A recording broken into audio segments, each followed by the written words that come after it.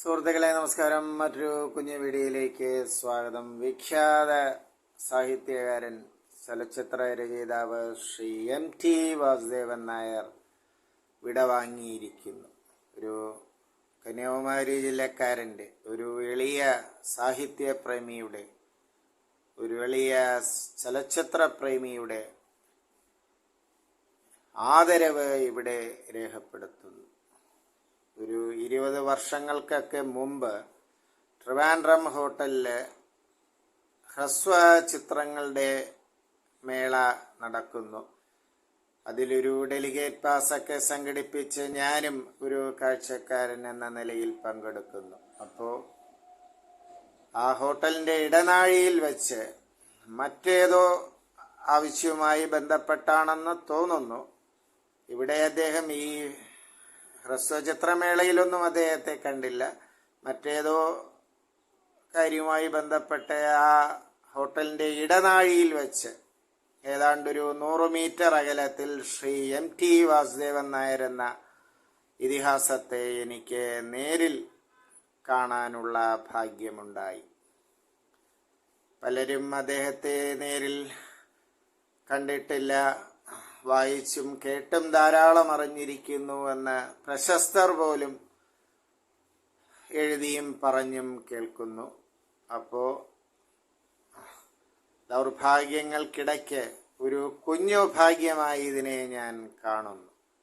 ഒരു MT എന്ന ഇതിഹാസത്തെ ഒരു മാത്ര നേരിൽ കാണാൻ കഴിഞ്ഞു എന്ന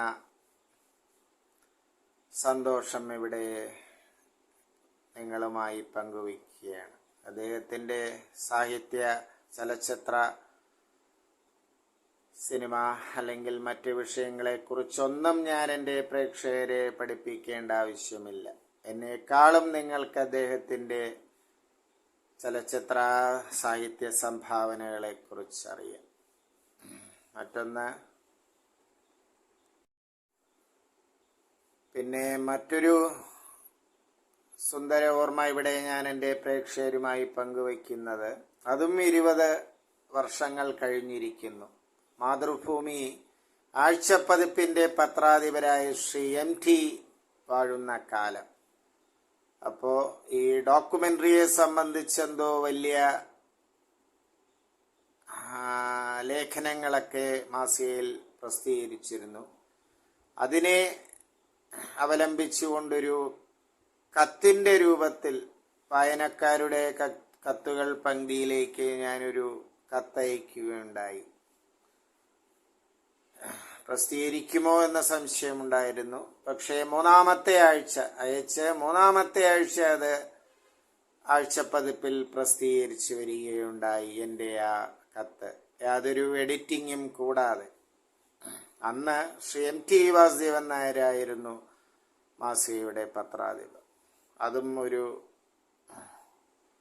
ദൗർഭാഗ്യങ്ങളുടെ ഇടയ്ക്ക് ഒരു കുഞ്ഞ് അംഗീകാരമായി തന്നെ ഞാൻ മനസ്സിൽ സൂക്ഷിക്കുന്നു.